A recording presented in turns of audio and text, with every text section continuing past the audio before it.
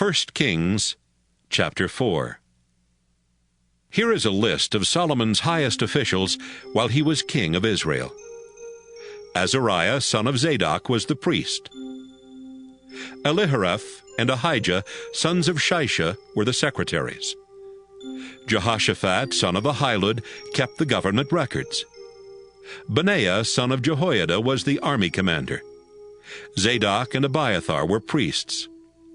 Azariah, son of Nathan, was in charge of the regional officers. Zabud, son of Nathan, was a priest and the king's advisor. Ahishar was the prime minister. Adoniram, son of Abda, was in charge of the forced labor. Solomon chose 12 regional officers, who took turns bringing food for him and his household. Each officer provided food from his region for 1 month of the year. These were the 12 officers. The son of Hur was in charge of the hill country of Ephraim. The son of Decher was in charge of the towns of Makaz, Shaalbim, Bethshemesh, and Elon Bethhanan. The son of Hesed was in charge of the towns of Araboth and Soko, and the region of Hepher.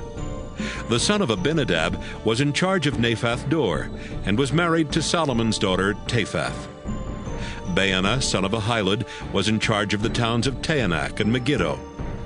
He was also in charge of the whole region of Bethshean, near the town of Zarathan, south of Jezreel, from Bethshean to Abel-Meholah to the other side of Jokmeam.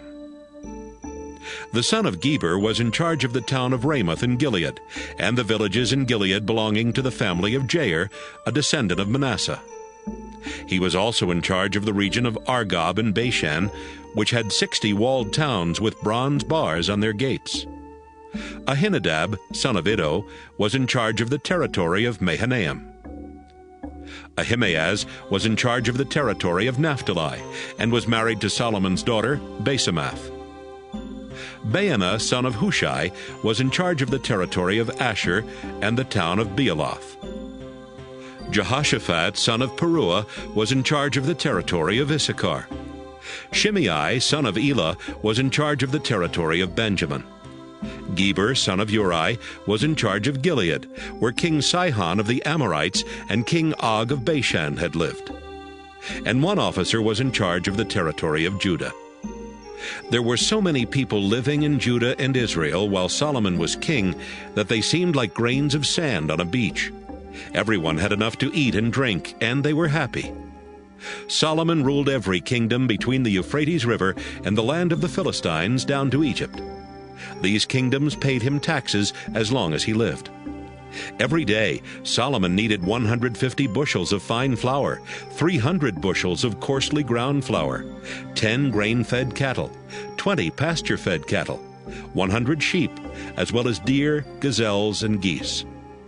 Solomon ruled the whole region west of the Euphrates River, from Tiphsah to Gaza, and he was at peace with all of the countries around him.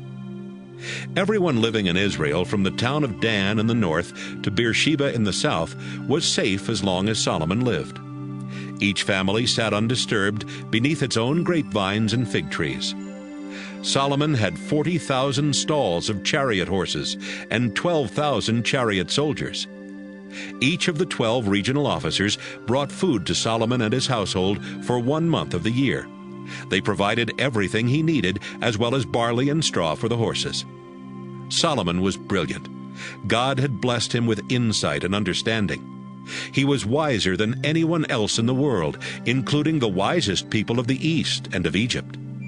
He was even wiser than Ethan the Ezrahite, and Mahal's 3 sons, Heman, Calcol, and Darda. Solomon became famous in every country around Judah and Israel. Solomon wrote 3,000 wise sayings and composed more than 1,000 songs. He could talk about all kinds of plants, from large trees to small bushes, and he taught about animals, birds, reptiles, and fish. Kings all over the world heard about Solomon's wisdom and sent people to listen to him teach.